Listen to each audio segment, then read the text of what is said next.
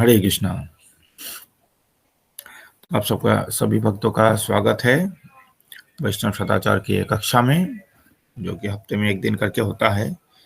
और हरे कृष्णा। सभी भक्त प्रभु जी का स्वागत करेंगे बाय चैंटिंग के द्वारा।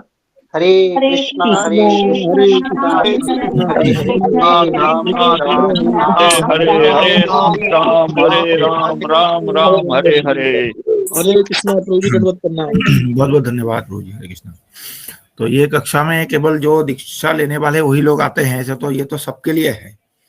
ऐसा नहीं कि जो दीक्षा हो जाए इसके बाद वैष्णव सदाचार का पालन नहीं करना है, ऐसा नहीं है। ये ऐसा है कि वैष्णव सदाचार जो है ये वैष्णव का आभूषण है, तो ये हमेशा ये पालन करना चाहिए।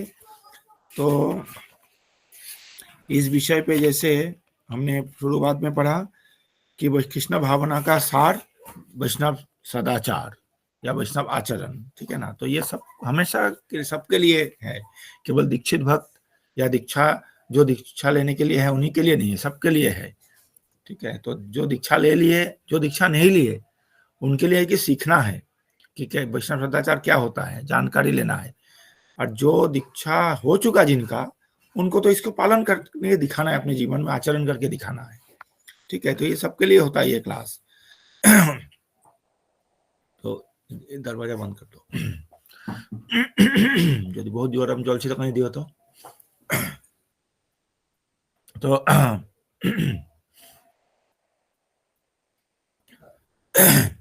तो वैष्णव सदाचार जो ये सबके लिए वो है। अभी हमने पिछली बार प्रसाद कैसे ग्रहण करते हैं उस विषय पे चर्चा किया, कैसे प्रसाद पाना चाहिए, हाथ धोना चाहिए, बैठ के पंक्ति में बैठ के पाना चाहिए, अनर्गल बातें नहीं करना चाहिए। रोटी जो है एक हाथ से तोड़नी चाहिए, उंगली से, ऐसे दोनों हाथ से नहीं। दोनों हाथ से तोड़ के ऐसे गोला बना के उसमें सब्जी लेके ऐसे नहीं खाना चाहिए, चम्मच बना के उसको एक ही हाथ से दो उंगली से तोड़ना चाहिए रोटी को, ठीक है। दो खाने में ये हाथ को इस्तेमाल नहीं करना चाहिए, हमेशा एक ही हाथ से करना चाहिए। तो ये सब प्रभु जी दूसरा हाथ इस्तेमाल हो जाता है तो उसमें क्या नुकसान है? गलत है, सदाचार नहीं है ये। ये जो है इस हाथ को अच्छा नहीं माना गया है, ठीक है। बाएं हाथ को अच्छा नहीं माना गया है, तो इसीलिए कुछ भी आरती उरती करते हैं मंदिर में दाहिने हाथ से करते हैं ना, बाएं हाथ से नहीं करते ना। तो बाएं हाथ को इसीलिए माने अशुद्ध माना जाता है जनरली, जैसे इस उंगली को अशुद्ध माना जाता है, ठीक है। तो इस तरह बाएं हाथ को माना जाता है। तो इसलिए खाने के टाइम में रोटी वगैरह ये 3 उंगली से 4 उंगली इस हाथ से तोड़ना के प्रयास। अगर खाना है तो गरम जल देना, गरम जल पीने के लिए।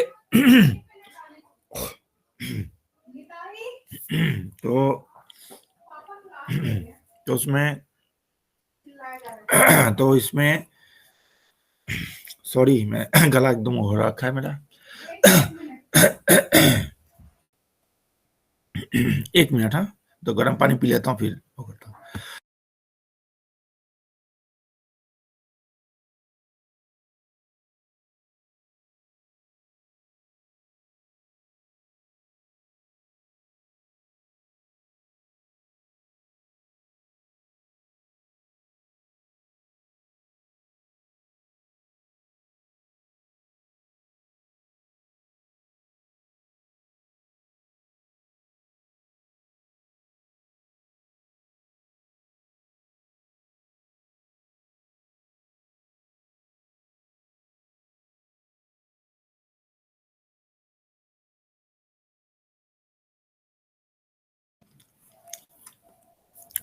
हरे कृष्णा। सॉरी। तो जो रोटी वगैरह जो तोड़ते हैं, पूरी तोड़ते हैं, पाप कुछ भी खाते हैं, हमें हमेशा यही एक ही हाथ से ये सब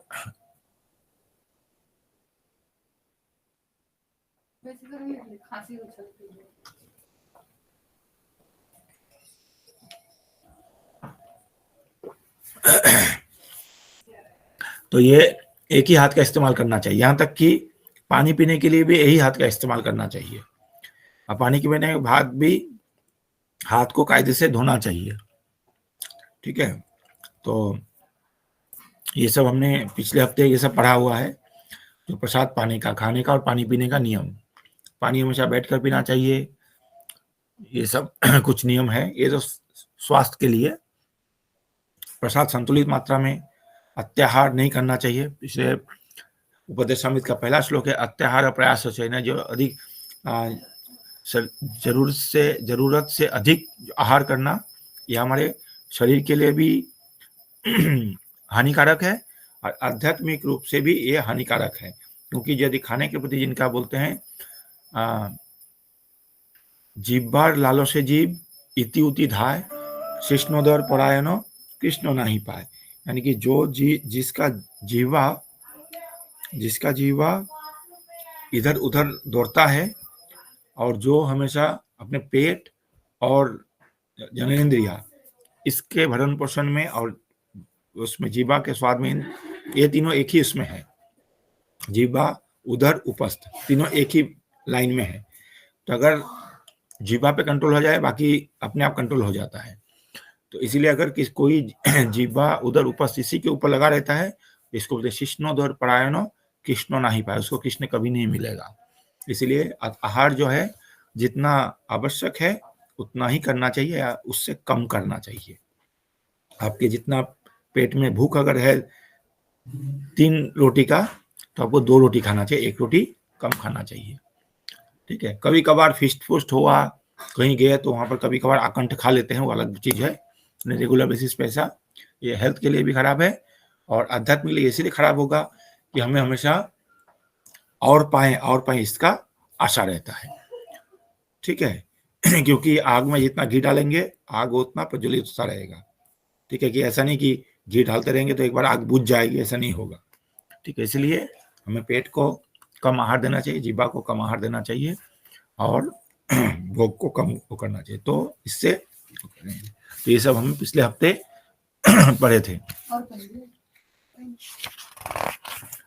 आज जो है हम लोग इस विषय पे चर्चा करेंगे, भक्तों से संबंध व्यवहार।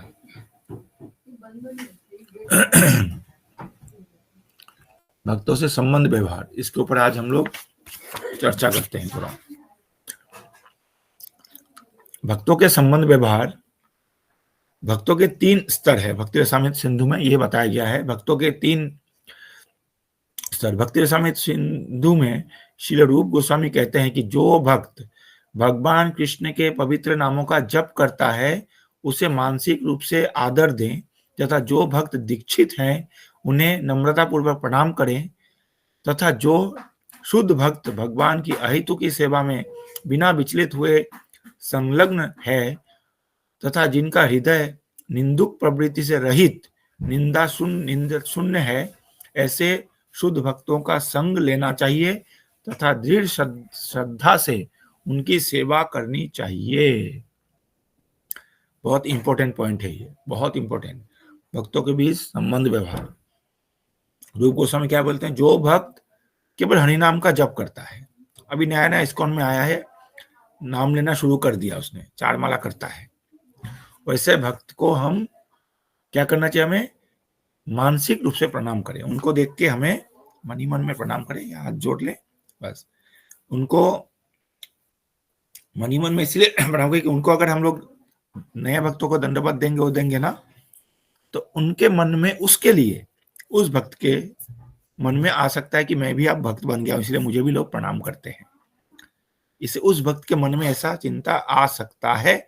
इसलिए मन ही मन में आप उनको प्रणाम करिए, दंडवत मन मन में करिए। उसको दंडवत आपको करना, हमारे अपने माइंड से उनको दंडवत करना है। भले उनके सामने हम लोग खाली हाथ जोड़े, हरे कृष्ण प्रभु जी प्रणाम ऐसे बोल सकते हैं, या मन ही मन में अगर दूर से देख लें, कोई भक्त दूर से जा रहे हो, उनको मन ही मन में प्रणाम कर देना चाहिए। ठीक है। तो ये व्यवहार है। ये इसलिए करते हैं ताकि उस भक्त को ऐसा ना लगे कि भाई मैं तो वैष्णव।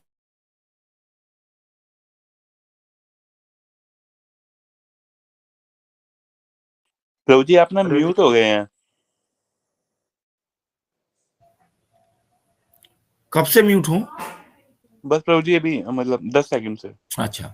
हरे कृष्ण।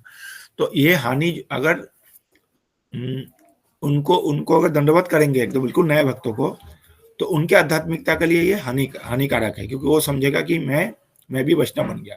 अगर मैं उनको मन ही मन में दंडवत नहीं करता, मैं अगर मन ही मन में उनको दंडवत नहीं करता, तो ये मेरे आध्यात्मिक क्षति है ये, क्योंकि मैं फिर क्या होगा, एक वैष्णव को देख के मैं प्रणाम नहीं कर रहा हूँ, ये वैष्णव को प्रॉपर सम्मान नहीं दे रहा हूँ, ये मेरे लिए हानिकारक है। इसीलिए शास्त्रों का जो भी नियम होता है वो सब हमेशा अपने ऊपर रख के सोचना चाहिए। इसलिए बोलते हैं कि उपदेश माला बोली निज मन प्रति, यानी कि जो भी शास्त्रों का जो उपदेश है ये मेरे अपने मन के लिए है, दूसरों के सामने वाले के लिए नहीं है। अगर मैं गुरु हूं तो फिर मेरे शिष्यों को मैं बोल सकता हूं, उनके लिए है, मैं उनको सिखा सकता हूं, पर ये सब मेरे लिए ये है। तो इसीलिए जो नया भक्त है, चार माला शुरू कर दिया है, इस्कॉन में आना शुरू कर दिया, अभी उसने अभी दीक्षा उक्षा नहीं लिया या दीक्षा के लिए तैयारी कर रहा है धीरे धीरे, उन भक्तों को हमें प्रणाम करना चाहिए। कैसे प्रणाम करना चाहिए? मन ही मन में, ठीक है, या बस हाथ जोड़ के स्माइल देना चाहिए, प्रणाम करना चाहिए। और जो भक्त दीक्षा ले चुके, जिनका हरिनाम दीक्षा हो गया है, उन भक्तों को नम्रता पूर्वक उन्हें प्रणाम करना चाहिए, हमें बाकायदा होकर के दंड, जैसे जब आते हैं तो प्रणाम करके झुक के नहीं करते, पंचांग प्रणाम या दंडवत प्रणाम जैसे वे उन भक्तों को करे। और जो जैसे सन्यासी हैं, कुछ हैं, उनको दूर से देख ले तभी हमें दंडवत करना चाहिए सन्यासी को। सन्यासी को यहाँ तक कि मायावादी सन्यासी अगर हो, अगर मायावादी सन्यासी हो, उनको भी दंडवत प्रणाम करना चाहिए। ये चैतन्य महाप्रभु ने सिखाया। चैतन्य महाप्रभु जब वाराणसी गए तो प्रकाशानंद सरस्वती, जो सारे मायावादी सन्यासियों का हेड थे उस समय, उनको जब देखे चैतन्य महाप्रभु ने प्रणाम किया, ठीक है। तो उनका विनम्रता देख के, हालांकि वो लोग भी एक दूसरे को प्रणाम करते हैं, लेकिन वो लोग नमो नारायण बोल के प्रणाम करते हैं कि आप भी नारायण मैं भी नारायण, इसीलिए प्रणाम करते हैं। तो चैतन्य महाप्रभु ने किस लिए प्रणाम किया? सन्यासी को प्रणाम किया। तो इसीलिए चाहे सन्यासी मायावादी सन्यासी भी क्यों ना हो, उनको भी हमें प्रणाम करना चाहिए, दंडवत देना चाहिए। गुरु जितने बार रास्ते में दिखे उतने बार दंडवत करना चाहिए। प्रभुपाद को श्याम सुंदर प्रभु ने एक बार पूछा था, श्याम सुंदर प्रभु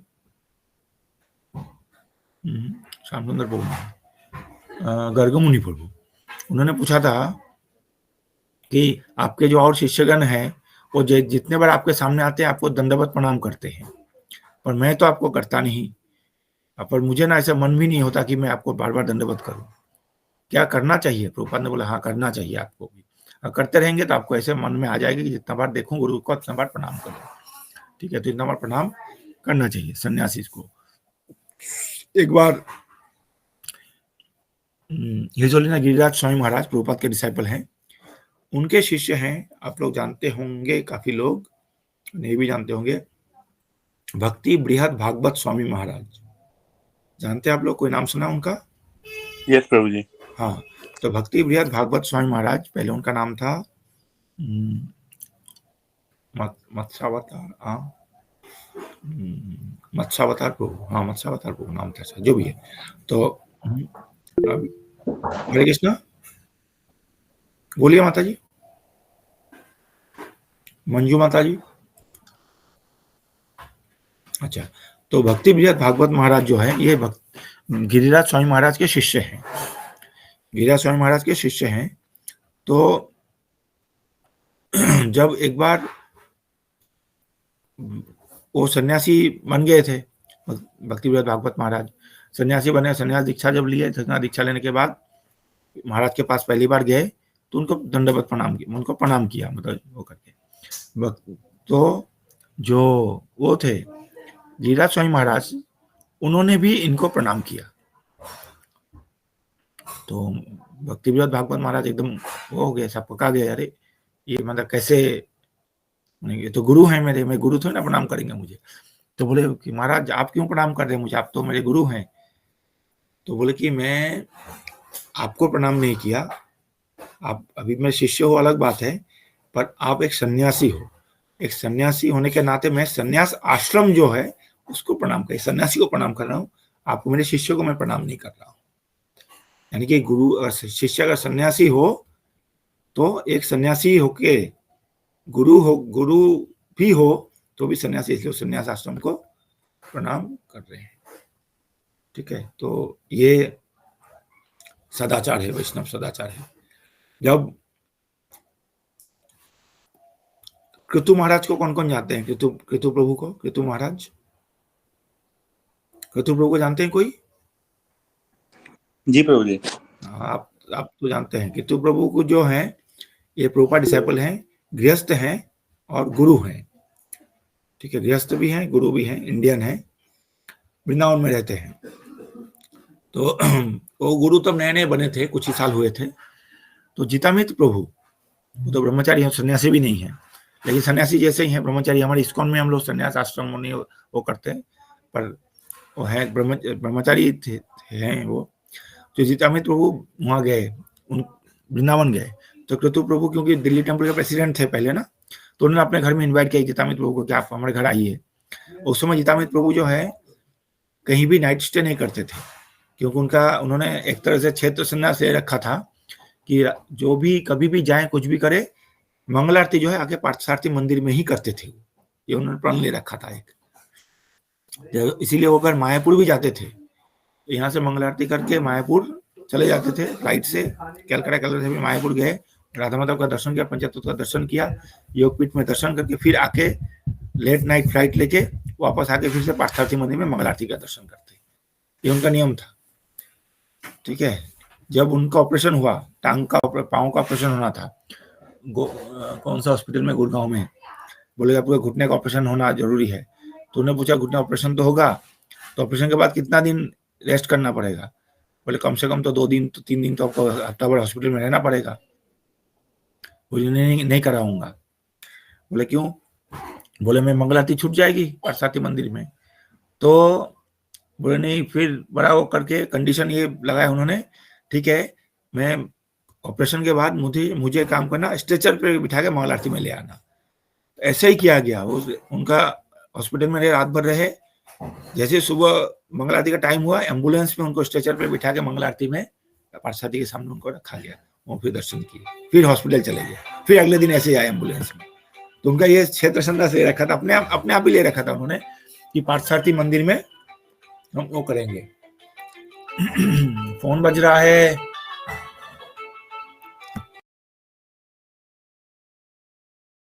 तो ये उन्होंने इस तरह का क्षेत्र है। तो वो जब वृंदावन गए, सचिवती प्रभु उनके साथ थे। तो सचिवती प्रभु भी उनके साथ थे। तो जब कृतु प्रभु के घर गए, कृतु प्रभु ने बुलाया, तो कृतु प्रभु ने उनका जीतामित्र प्रभु का पाद प्रक्षालन किया। बड़ा सा परात लेके आए, जीतामित्र प्रभु बैठे, जैसे गुरु का पाद प्रक्षालन करते हैं ना, ऐसे ही जल से पूरा पाद प्रक्षालन किया, पोछा वो किया। ठीक है, तो क्योंकि इस आश्रम का सम्मान दिए वो, एक तो वो प्रभुपाद डिसाइपल हैं, अपने गुरु के, जीतामित्र प्रभु के गुरु के गुरु भाई हैं, उसे उनके गुरु हुए। कृतु प्रभु हम सबके गुरु जैसे गुरु ही हैं, हमारे गुरुदेव के गुरु भाई हैं। ठीक है, इतना पोस्ट वो भी इतना ऊंचा वो है, लेकिन ये ब्रह्मचारी हैं, उनसे उम्र में भी छोटे हैं, फिर भी उन्होंने क्या किया, उनका इसीलिए उम्र में भी छोटे, फिर भी उन्होंने उनका पाद प्रक्षालन किया। तो ये सब बहुत बड़ा सीखने का चीज है सब। तो इसलिए जो सन्यासी दिखे, कोई शुद्ध भक्त दिखे, तो उनको हमें बाकायदा दंडवत प्रणाम करना चाहिए, उनका सेवा करना चाहिए, जो भी बोले उनका सेवा करना चाहिए, और उनसे मार्गदर्शन लेना, उनका संग लेना चाहिए ज्यादा से ज्यादा। और हमारे लिए इस्कॉन में क्या है ना, जो सन्यासी नहीं भी है, इस्कॉन में अगर कोई सन्यासी नहीं भी है, मान लीजिए प्रभुपाद डिसाइपल कोई गृहस्थ है, वो गृहस्थ भी सन्यासी जैसा ही है इस्कॉन में। ये सबको समझना चाहिए, क्योंकि हम ये ना समझे कि अरे ये तो गृहस्थ हैं, ये हैं। इस्कॉन में जो गुरु है, प्रभुपाद के डिसाइपल्स है ना, चाहे सन्यासी हो, चाहे गृहस्थ हो, चाहे वानप्रस्थ हो, कुछ भी हो, या ब्रह्मचारी हो, ये सन्यास स्तर के ही हैं सबके सब। उनका खूब भरपूर सेवा करना चाहिए। मुझे याद है, मैं बचपन में नहीं, मैं जब नया नया आया था, तो मेरे गुरुदेव का तो खैर मैं कपड़े उपड़े धोता ही था। इसके बाद क्योंकि मुझे मेरे गुरुदेव का ज्यादा अधिक दिन संग नहीं मिला, वो अपना शरीर त्याग के चले गए। उसके बाद फिर अगले साल फिर मैं कलकत्ता में था, तो प्रभुपाद डिसाइपल हैं, काले करके मोटे, बहुत अच्छा मृदंग बजाते, कीर्तन करते हैं, बकरेश्वर पंडित प्रभु, वो आए थे कलकत्ता। तो उसी दिन किसी ने तो उसी उन्होंने क्लास दिया वैष्णव सेवा के ऊपर, कुछ तो दिया, क्लास दिया। और क्लास देने फिर मैं उनके पास गया, बोला कुछ आपने इतना अच्छा क्लास दिया, वैष्णव सेवा के ऊपर बताया कि वैष्णव सेवा करना चाहिए, तो मैं आपको क्या सेवा कर सकता हूँ। तो वो कहीं कहीं से उनके पास बहुत सारे कपड़े थे धुलने के लिए, बोले मेरे पास कपड़े धो दो। तो मैं जाके उनके कपड़े धो दिया था। इसके बाद फिर कोई भी आता था, फिर मैं ऐसे उन भक्तों का कपड़ा धोता था। एक भक्ति सिद्धांत महाराज है अभी भी है, जयप्रकाश समाज के डिसाइपल है, सन्यासी है, अमेरिकन है, ऑस्ट्रेलियन है। तो उनका भी मैंने मायापुर में एक बार वो कर रहे थे ऐसे कीर्तन मेला के बाद। उस समय मैं कीर्तन मेला में जाता था, कीर्तन मेला के टाइम में देखे वो ना खड़े थे कुछ बात कर रहे, तो मैं गया उनके पास। मुझे पता है उनका कोई सर्वेंट नहीं है, वो सन्यासी है, तो अपने जनरल सन्यासी का सर्वेंट होता है, वो उनके पास सर्वेंट नहीं है, वो मुझे पता था। मैं गया उनके पास दौड़ के, बोला महाराज कोई सेवा है, उस क्या सेवा कर सकता हूँ आपका। बोले क्या सेवा, बोले कुछ भी। तो बोले कि मेरा वो है, क्या नाम है, खुद ही मैं बोला आपके कपड़े उपड़े है तो मैं धो दूंगा। तो बोले ठीक है, अच्छे से धोना, ऐसे ऐसे धोना, उन्होंने बता दिया। करीब नहीं भी तो उनका 10-15 तो धोती होंगे, धोती मतलब जो वो ये सब बहुत सारे कपड़े थे। तो सारा मैंने धो के फिर सुखाया उसमें गदा भवन में सुखा के, फिर शाम को फिर उतार के भी लाया हो किया। तो इस तरह का सेवा आजकल उस समय क्या ना, हम लोग अप्रोच था, हम लोग इजीली किसी को भी अप्रोच कर सकते थे। आजकल इसको इतना बड़ा हो गया, आजकल हम जा ही नहीं पाते सबके पास, हम भी नहीं जा पाते। महाराज जैसे आते हैं, कोई भी महाराज आते हैं, मेरा भी अप्रोच नहीं है हर जगह।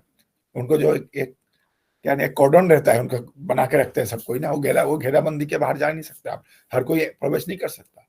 पर हमारे समय में ये सब बड़ी सुविधा था, तो हम लोग करते थे। ठीक है, मैंने यहाँ तक कि वृंदावन हम लोग गए थे, मैं कन्हैया प्रभु हम एक साथ रुके थे कमरे में। तो मंगल आरती जाना था, हम रुके थे, जो प्रेम मंदिर है ना, प्रेम मंदिर के बिल्कुल साथ में एक छोटा सा आश्रम है, गेस्ट हाउस है, उसका नाम था नव निकुंज उसका नाम था। तो उसमें हम लोग रुके हुए थे, तो मैं कन्हैया प्रभु रुके हुए थे और भी भक्त लोग, मैं कन्हैया प्रभु एक ही रूम में। तो सुबह से मंगल आरती के, तो उन्होंने अपना नहाए, तो नहा के वो निकल के, वो सोचे कि कपड़े जो है आके धो दूंगा। ठीक है, मैं उठा, मैं इसके वो नहाने के बाद फिर मैं बोला आप निकलिए, मैं आ जाऊंगा नहा के। मैं गया नहाने के लिए, मैं देखा उनका कपड़े रखे हुए हैं, उनके जो भी कपड़े बदले हुए थे, चड्डी बनियान सल के सब कुछ था रखा हुआ उसमें। तो मैंने सारे कपड़े मैंने उनके धो के सुखा दिए। ठीक है, तो फिर आने के बाद जब उन्होंने देखा ना, वो फिर आने के वो क्लास में प्रसाद पाने के बाद आए, तो उन्होंने देखा उनका कपड़े तो है नहीं, कहाँ है। फिर वो देखे कि बाहर में सूख रहा है कपड़ा। तो उन्होंने हाल के मुझे डांटा बहुत, आपने क्यों धोया वो किया, आपने ऐसा वो कर दिया। इसलिए चाहे अब सीनियर हो जूनियर हो, ठीक है, सबका हमें मौका मिले तो करना चाहिए। भक्ति आश्रम वैष्णव स्वामी महाराज का मैं बात बोलता हूँ। भक्ति आश्रम वैष्णव स्वामी महाराज एक भक्त थे, उसका नाम है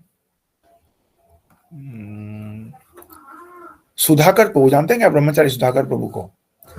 भक्ति आश्रम वैष्णव महाराज के साथ पहले खूब रहते थे, एकदम साथ में साए जैसा रहते थे। वो बद्रीनाथ मंदिर के जो धर्माधिकारी थे पहले, अभी तो दूसरे हैं धर्माधिकारी, उनके बेटे हैं सुधाकर प्रभु। तो गुरुकुल में पढ़ते थे वृंदावन में।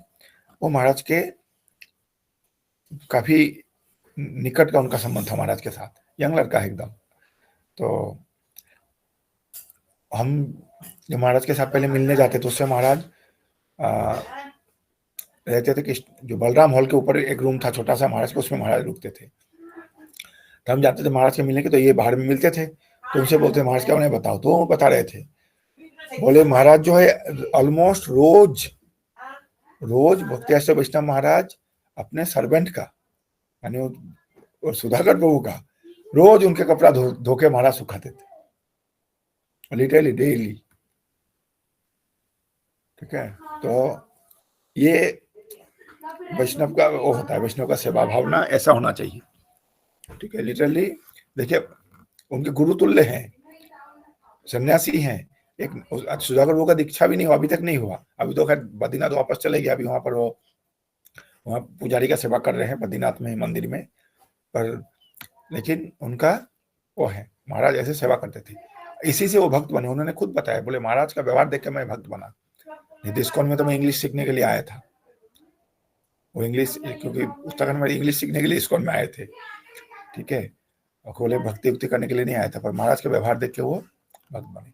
इसीलिए वैष्णव सेवा जो है ऐसा करना चाहिए। तो इसलिए बताया गया है जो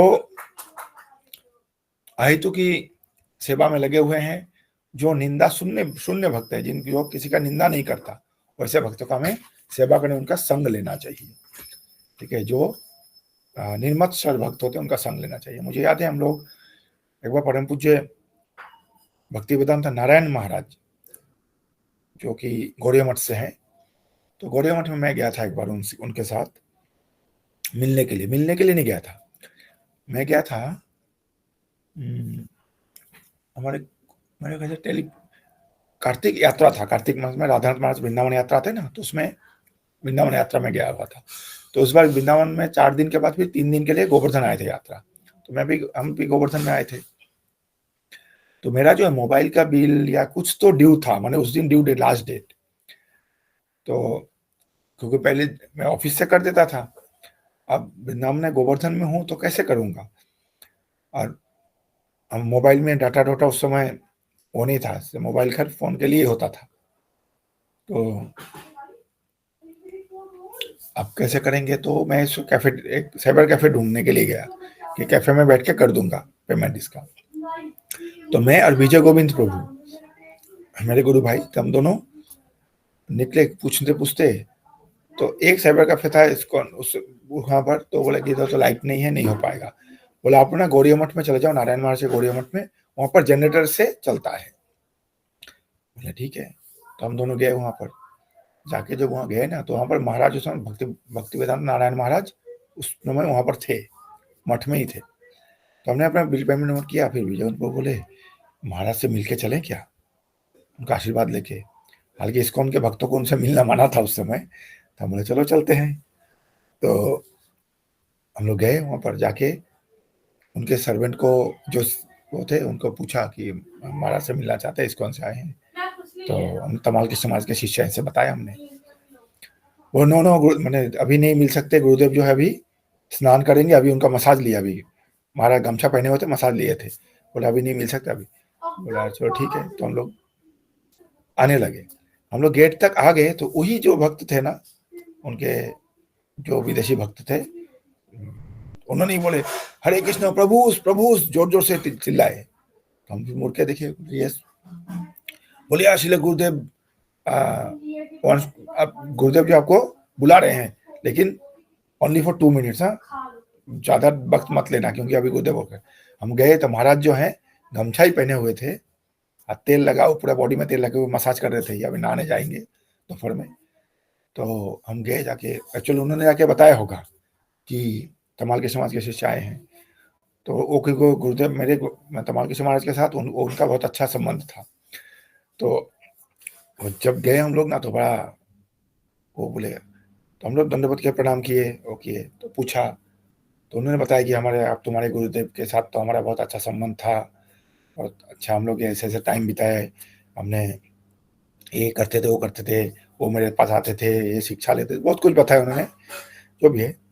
तो हमने फिर बोला कि हमारे लिए क्या कुछ उपदेश दीजिए, कुछ आदेश दीजिए। तो उन्होंने बोला हमेशा साधु संग करते रहना, ऐसे लोगों का संग करना जिनके मन में किसी प्रकार का मत्सरता ना हो, यानी ईर्ष्या या निंदा, जो किसी का निंदा ना करता हो, इस तरह का भक्त का संग करना, ये बताया उन्होंने। और बोल के हिंदी में बात किया, नहीं बंगला में बात किया हमसे, हाँ बंगला में बात किया। तो बोले कि मैंने जिस प्रकार के भक्तों के बीच में किसी प्रकार का माने मत्सरता ना हो, किसी का निंदा ना हो, वैसे भक्तों का संग करना, सेवा करना, उनके श्रवण करना। तो ये होता है वैष्णवों का संग करना चाहिए ऐसे। यानी कि 3 प्रकार के भक्त, जो बिल्कुल नहीं खाली केवल हरिनाम करता है, उन भक्त को हम मन ही मन में मानसिक रूप से प्रणाम करेंगे, जितने जब भी देखें मानसिक रूप में यह स्मरण आए तो मानसिक रूप में प्रणाम करे। जो दीक्षित भक्त हैं उनको नम्रता पूर्वक प्रणाम करना चाहिए, झुक के जैसे करते हैं वैसे। और जो शुद्ध भक्त हैं, अहितु की सेवा में लगे हुए हैं, उनका तो सेवा भी करना चाहिए, संग भी करना चाहिए और उनसे श्रवण करना चाहिए। तो ऐसे करते हैं हमारे भक्ति में जो श्रद्धा है, वो दृढ़ता है, वो बहुत जल्दी से वृद्धि होगी। ये बहुत इंपॉर्टेंट है ये चीज। आध्यात्मिक गुरु से व्यवहार। आध्यात्मिक गुरु यानी कि मेरा जो दीक्षा गुरु है, शिक्षा गुरु है, उनसे कैसे व्यवहार करें। गुरु को प्रामाणिक होना चाहिए, आज्ञाकारी प्रवृत्ति युक्त एवं नम्र होकर गुरु की सेवा करनी चाहिए। यानी गुरु को जो है प्रामाणिक गुरु हो, यानी परंपरा से हो गुरु, और जो एक गुरु का जो क्वालिफिकेशन है, जो उसके हिसाब से उपदेशामृत पुस्तक के हिसाब से, वाचो बेगम, मनसा क्रोध बेगम, जीवा बेगम, ये जो है, ये सब जो ऐसा होना चाहिए गुरु। उन गुरु का सेवा हम नम्र होकर करना चाहिए। तद विधि प्रणिपातेन, यानी विनम्र होके गुरु का सेवा करना चाहिए। गुरु की आज्ञा को स्वयं प्राण जीवन समझे। गुरु की आज्ञा जो है वही मेरा प्राण है, ये समझना चाहिए। बहुत कठिन चीज है ये। गुरु का जो बोल दिया यस सर, और कुछ नहीं। प्रभुपाद ने बोला यस सर, जो बोल दिया एक बार, यानी कि इसको यस सर बोलना चाहिए और कुछ नहीं। गुरु की उपस्थिति में उनकी आज्ञा के बिना दूसरों के उपदेश ना दें। गुरु अगर बैठे हैं तो कोई और भक्त को इनके गुरुदेव अगर ना बोले या उनका परमिशन बिना इनको कुछ उनको उपदेश मत दो, बगल वाले कोई भक्तों को। चलो ये तो नया भक्त है, मैं कुछ बता देता हूँ, मैं तो पुराना हूँ। तो गुरु सामने बैठे उनको कुछ नहीं बोलना चाहिए, ये सदाचार के खिलाफ है। फिर गुरु के जीवित होते हुए शिष्य स्वीकार ना करें, ये वो है। तो हमारे वैष्णव संप्रदाय में ये चीज चलता है। गौड़ीय वैष्णव का सदाचार ये कहता है। बाकी जगह जैसे प्रेमानंद जी महाराज हैं, उनके गुरु अभी तक जीवित है, पर वो दीक्षा देते हैं, वो भी मंत्र देते हैं, ठीक है, वो शिष्य स्वीकार करते हैं। मायावादी सन्यासी में भी ऐसे होता है, गुरु रहते हुए भी दूसरे स्वीकार करते हैं। पर हमारे में ऐसा, हम लोग गौड़ीय वैष्णविज्म में ऐसा नहीं करते। प्रिंस को पूछिए। हरे कृष्ण प्रभु, दंडवत प्रणाम। प्रभु जी, लेकिन अगर गुरु अगर खुद बोले वो अलग, हाँ, वो अगर बोले, ये मैं इस पॉइंट जैसे प्रभुपाद ने बोला था। हाँ हाँ, नहीं, प्रभुपाद ने ऐसे बोला था, वो तो प्रभुपाद ने अपने बिहाफ पे बोला था। अच्छा, प्रभुपाद ने गौर गोविंद महाराज थे ना? हाँ हाँ, गौर गोविंद महाराज को बोला था उन्होंने कि तुम, हाँ, गौर गोविंद महाराज को तो बोला था कि अपना शिष्य बनाओ। वही प्रभु जी ना, कि अगर गुरु अपना शिष्य बनाने के लिए बोला। तो जैसे राधा गोविंद महाराज थे, तमाल कृष्ण महाराज थे, इन लोगों को बोला था कि मेरे बिहाफ पे शिष्य लो, तो वो लेटर भेजते थे। जैसे उनका राधा स्वामी महाराज का दीक्षा हुआ था, लेटर से हुआ था, प्रभुपाद दीक्षा लेटर से हुआ था, उन्होंने वो भेज दिया। फिर इन्होंने बोला लो आज से तुम्हारा नाम ये दिया। कई बार से राधा गोविंद महाराज वो भक्तों को बिठाते थे और प्रभुपाद के बिहाफ पे दीक्षा देते थे। वो तो प्रभुपाद ने अर्पण वाला चीज है। और गुरु के जीवित होने पे गुरु शिष्य स्वीकार नहीं करना चाहिए। इस्कॉन में हालांकि जीबीसी ने अभी बीच में किया था ये चीज, तो इसीलिए हमारे जो भक्ति प्रेम स्वामी गौरांग प्रेम स्वामी महाराज हैं, मायापुर में, बंगाली डिवोटी हैं, उनके बहुत सारे शिष्य हैं। वो जयपाता महाराज के शिष्य हैं वो खुद, पर जीबीसी ने अप्रूव किया था कि आप शिष्य ग्रहण कर सकते हो अभी, जो गुरु होते हुए भी। तो उनके कई सारे शिष्य हैं अभी। फिर बाद में गुरु जीबीसी ने इसको विड्रॉ कर लिया ये सिस्टम को, इसीलिए अब जो उनके शिष्य पर अब नया शिष्य वो ले नहीं रहे हैं। जैसे जयदूत महाराज हैं, उन्होंने शिष्य लेना बंद कर दिया। तो उनके जो शिष्य थे, कौन, ये जो अभी जो शरीर छोड़े लास्ट ईयर, कदम कानन स्वामी महाराज, ये जयदूत स्वामी महाराज के शिष्य थे, कदम कानन स्वामी महाराज। उनको उन्होंने गुरु अपॉइंट कर दिया था, बोला आप ही गुरु बनो। तो जयदूत महाराज के 2-3 डिसाइपल, एक ही डिसाइपल, 2 डिसाइपल, 3 डिसाइपल थे मात्र। तो फिर ये उनके बिहार पे ये फिर अपना ही शिष्य स्वीकार करने लगे, ठीक है। तो ऐसे अगर गुरु आदेश दे, सिस्टम बताए, जीबीसी बोले तो अलग चीज है, अदरवाइज ऐसे नहीं कर सकते। गुरु के आज्ञा का केवल पालन करें, उनसे उल्टे प्रश्न ना करें। उनके मन का सही भाव हमें मालूम हो है, ऐसा विचार करके गुरु के उपदेशों का कदापि उल्लंघन ना करें। यानी कि गुरु के आदेश का सीधा पालन करना चाहिए, नो इफ बट, कोई उल्टा प्रश्न नहीं करना चाहिए। हमें ये नहीं सोचना चाहिए, हमें पता है कि गुरुदेव असल में बोलना क्या चाहते थे पर इन्होंने ये बोल दिया, ऐसा हमें मेंटल वो नहीं करना चाहिए। हाँ, कभी कभी पूछना है तो विनम्रता पूर्वक पूछ सकते हैं, गुरुदेव आपने ये बोला क्या, तो इस तरह का। पर अदरवाइज गुरु के बिना कोई ईट बट के, बिना कोई उल्टा प्रश्न करे, जो बोले ये सर ये बोलना चाहिए। ठीक है, तो स्वयं को गुरु, स्वयं की, हाँ, गुरु के उपदेश का कदापि उल्लंघन ना करे। स्वयं के गुरु को कभी भी उपदेश ना करें। यदि किसी को लगे कि मेरे द्वारा दी जाने वाली जानकारी गुरु महाराज के लिए शायद उपयुक्त हो, तो व्यक्ति को विनम्रता को इस तरह की जानकारी गुरु के समक्ष प्रस्तुत करनी चाहिए। मान लीजिए कभी कुछ ऐसा आपको लगे कि गुरुदेव को ये अगर बताऊंगा, हो सकता है उनको यह माने अच्छा लगे, तो फिर हमें विनम्रता पूर्वक कि मेरे मन में एक ऐसा है, आपके सामने प्रस्तुत करूं क्या, रखूं क्या, तो ऐसे उनके आज्ञा लेके ऐसे कभी कभी कर सकते हैं। किसी को भी गुरु के साथ वाद विवाद नहीं करना चाहिए। किसी को भी अपने योग्यता गुरु के समक्ष दिखावे के रूप में नहीं दिखाना चाहिए, अपितु सदा विनम्र भाव से रहना चाहिए। जब तक उनकी आज्ञा नहीं मिलती तथा अध्यात्मिक गुरु के समक्ष बराबर आसन पर ना बैठे। ठीक है, जब आज्ञा ना मिले तो ऐसे नहीं गुरु आके बैठ गया चेयर पे तो मैं भी उनके साथ ही चेयर पे बैठ गया, ऐसा नहीं। गुरुदेव अगर बोले कि हाँ यहाँ बैठो तो फिर बैठ सकते, नहीं तो नहीं बैठना चाहिए। जिस प्रकार कृष्ण अपने नाम एवं चित्र तस्वीर से अभिन्न है, उसी प्रकार गुरु भी अपने नाम एवं तस्वीर से अभिन्न है। इसलिए किसी को भी श्री कृष्ण अथवा गुरु कोई तस्वीरों को यहाँ वहां फेंकना नहीं चाहिए। ठीक है, इसे बोलते साक्षात धरित्य समस्त शास्त्र युक्त तथा भाव सदवी, इसीलिए बोलते हैं इसी का वो है, कृष्ण और गुरु में कोई अंतर नहीं है। जैसे गुरु कृष्ण के फोटो इधर उधर नहीं फेंकते, ऐसे गुरु के फोटो को इधर उधर ना फेंके। गुरु का नाम लेना मतलब गुरु के सानिध्य में है हम लोग। जब तक गुरु की आज्ञा तथा आशीर्वाद नहीं मिलता तब तक पारंपरिक गुरु द्वारा लिखित पुस्तकों के अतिरिक्त अन्य कोई भी पुस्तक किसी को भी पढ़नी नहीं चाहिए। आध्यात्मिक गुरु की सेवा का अर्थ है उनके शिष्यों की सेवा। गुरु की सेवा क्या है? उनके शिष्यों की सेवा करना, वही गुरु की सेवा है। ठीक है, हमारे गुरु यानी कि गुरु भाइयों की सेवा करना, वो गुरु की सेवा है। उनके शिष्यों की यानी अपने गुरु भाई की सेवा करना, वो भी वो है। तो इसीलिए जैसे मैंने बोला यहाँ पर गुरु के साथ वाद विवाद नहीं करना चाहिए, कभी कुछ आज्ञा नहीं देना चाहिए, कभी गुरु गलत नहीं होता। मैंने शायद पहले भी स्टोरी बताया हुआ है मेरे पिताजी का, कि मेरे पिताजी का जो गुरु थे, हम लोग उनके पास एक बार गए तो मेरे पिताजी की तो रेलवे में थे ना, तो वो टिकट बना के देते थे। तो उनके गुरु ने बोला कि उड़ीसा जाते थे वो ना, आसाम से, तो टिकट कैसे करते थे? गुवाहाटी से कलकत्ता, फिर कलकत्ता में एक दिन रुक के अगले दिन फिर कलकत्ता से भद्रक जाते थे उड़ीसा। तो टिकट बनाए थे, बोले इतने तारीख को यहाँ से करना, फिर कलकत्ता से इतने करना। तो मैंने बोला कि आप कलकत्ता से जो ऐसे डायरेक्ट क्यों नहीं जाते भद्रक?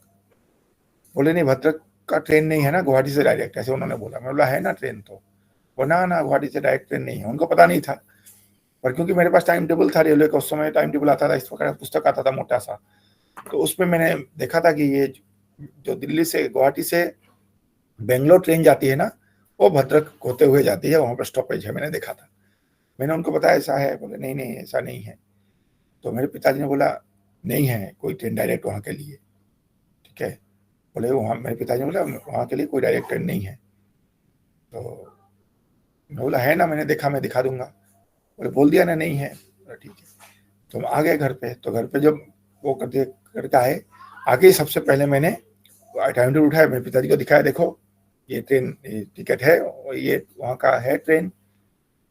तो पिताजी ने बोले कि मुझे क्या पता नहीं है कि वहाँ का ट्रेन है कि नहीं, पर गुरु जो है उनके साथ कभी वाद विवाद नहीं करना चाहिए।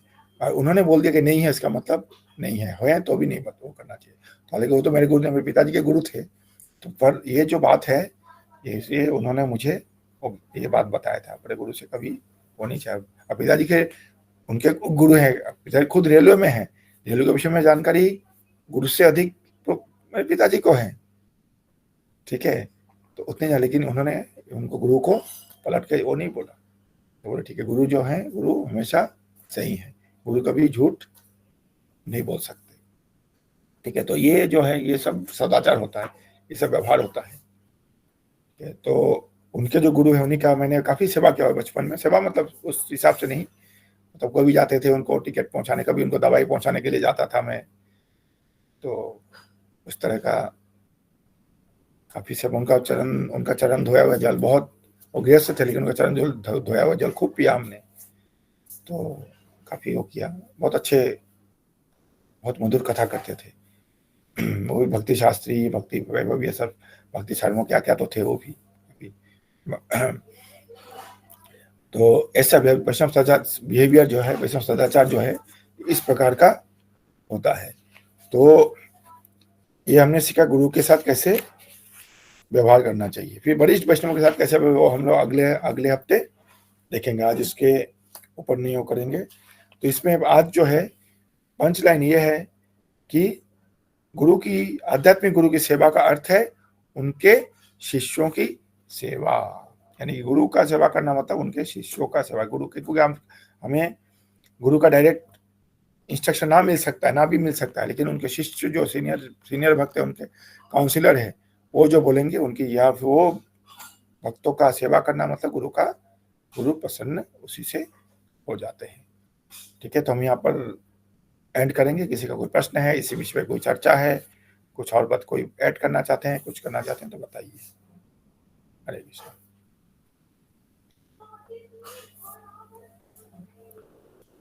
वरिष्ठ भक्त हैं, कनिष्ठ भक्त है, कनिष्ठ अधिकारी, वरिष्ठ, मध्यम अधिकारी, उत्तम अधिकारी, ये सब 3 अधिकार होते हैं, ये सब वो है।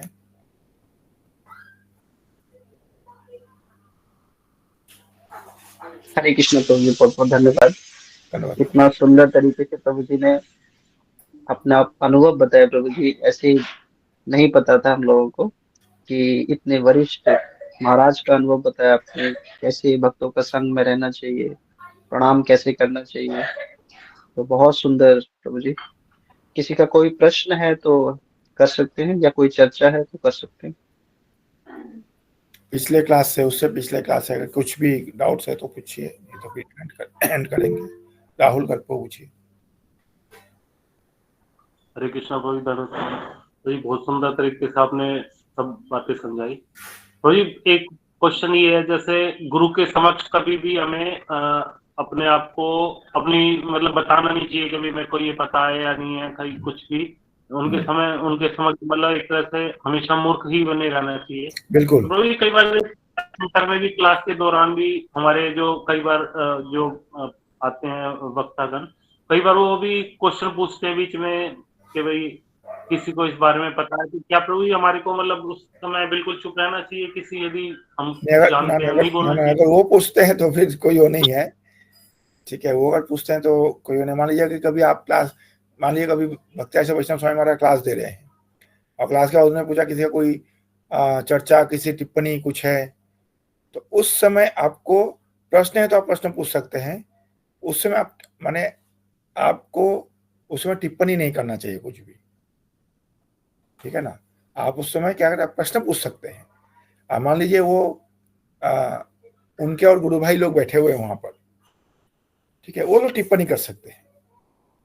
वो लोग चर्चा में, किसी का कोई चर्चा है, किसी को टिप्पणी है तो वो लोग कर सकते हैं, ठीक है। मान लीजिए मैं बैठा हूं, अब मैं आपको पूछ दिया कि किसी का कोई प्रश्न है, कुछ है, ठीक है, कोई चर्चा है, तो आप कुछ बता सकते हैं मुझे, कोई दिक्कत नहीं है, ठीक है, क्योंकि मैं आपका गुरु नहीं हूँ, गुरु लेवल का नहीं हूँ, ठीक है। पर जो आपके गुरु तुल्य जो हैं उनके सामने वो अगर बोलेंगे टिप्पणी करने तो भी आपको टिप्पणी नहीं करना, जो समय आप प्रश्न पूछ सकते हैं। और अगर टिप्पणी करना भी है तो उसका भी एक तरीका होता है कि महाराज मैंने तो ऐसे ऐसे सुना है कि ये ऐसा ऐसा वो है, तो ये सही है क्या? मतलब एक तरह से क्या हुआ, आपने टिप्पणी कर भी दिया कि ऐसा ऐसा मेरा मत यही, या फिर मैंने ये सुना है, और प्रश्न भी हो गया। तो उसका डायरेक्टली उनके गुरु के उसमें टीका टिप्पणी नहीं करना चाहिए, अपने आप को मूर्ख ही मानना चाहिए। महाप्रभु चेतना बोलते थे, गुरु मोरे मूर्ख बोले गुरु मोरे मूर्ख ने, मेरा गुरु जो है वो मुझे मूर्ख मान के केवल ये नाम दिया है, बोले ये नाम करो और कुछ मत करो, ठीक है। तो इन्हें गुरु के सामने चैतन्य महाप्रभु जैसे पंडित वो भी अपने आप को मूर्ख मानते हैं। तो जो जितना बड़ा मूर्ख वो उतना जल्दी प्रगति करेगा भक्ति में, और जो जितना पंडित उसका प्रगति उतना स्लो होता है, ठीक है। भक्ति का ये नियम है। यानी मूर्ख को जल्दी कृपा मिलेगा, जो पढ़ा लिखा है उसको कम कृपा मिलेगा।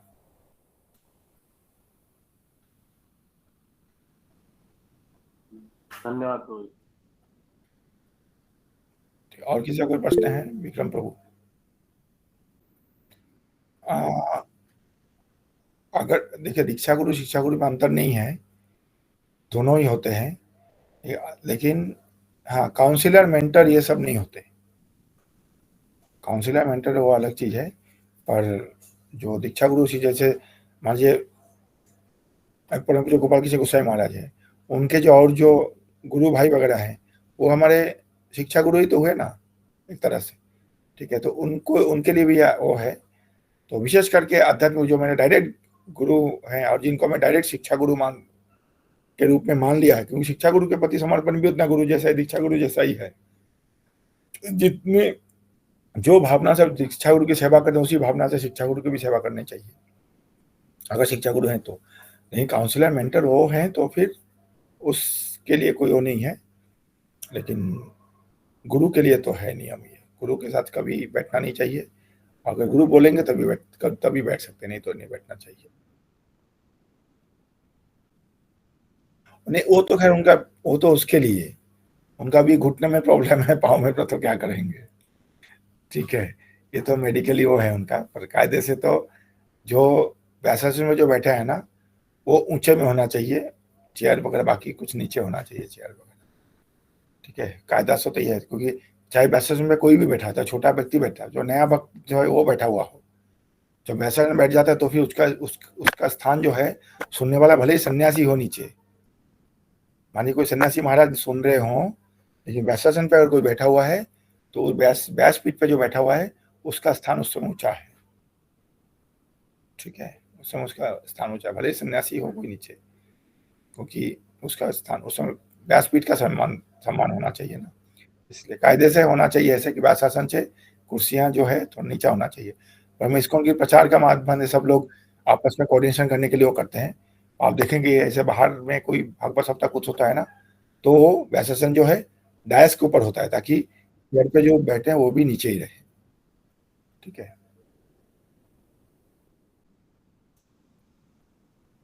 एक्चुअली नहीं, यहाँ पर क्या है ना, यहाँ पर ये होता है कि प्रभु जी जो है वो हमारे एक माने पार्ट है ना, हमारे परिवार के एक सदस्य हैं, हमारे इसी परिवार के नजगुर परिवार के सदस्य हैं प्रभु जी, इसीलिए हम लोग ऐसा नहीं नहीं करते। पर वही प्रभु जी अगर आपके घर में जब जाएंगे, माने आपके घर में कोई प्रवचन है कुछ है, तो आपके घर के सारे परिवार में जो लोग सब लोग खड़े हो जाएंगे कि नहीं, वो है तो ठीक है। लेकिन हमारे हम लोग वो करते हैं तो करना चाहिए, ऐसे कायदे से करें तो बहुत अच्छा है, ये शिष्टाचार अगर करें तो।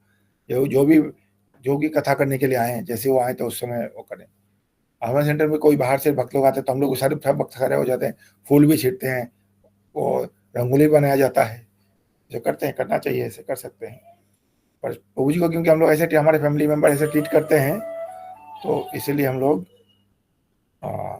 वो करते हैं, ऐसा नहीं है तो कर सकते हैं, करना चाहिए, कोई दिक्कत नहीं, अच्छी बात है करना, ठीक है। ठीक है प्रभु जी, तो यहाँ पर एंड करेंगे। प्रभु जी का बहुत बहुत धन्यवाद करेंगे, और इतना सुंदर क्लास किया है, इतना सुंदर कि हमें कैसे प्रणाम करना है उसको हम दोबारा से अध्ययन भी कर सकते हैं, और कैसे हम अपने आध्यात्मिक गुरु के साथ संबंध विकसित कर सकते हैं, भक्तों के साथ कैसे संबंध विकसित कर सकते हैं। तो प्रभु जी बहुत बहुमूल्य समय हमें देते हैं हर हफ्ते, तो प्रभु जी का हम धन्यवाद देंगे बाय चैंटिंग के द्वारा। हरे कृष्ण हरे राम राम हरे हरे। कृष्ण राम प्रभु जी की जय हो। प्रभु जी बहुत बहुत धन्यवाद। वांछा कल्पतरुभ्यश्च कृपा सिंधु नाम पावनेभ्यो वैष्णवेभ्यो नमो नमः। ठीक है, सभी भक्तों का बहुत बहुत धन्यवाद। सभी भक्तों की दंडवत प्रणाम। हरे कृष्ण।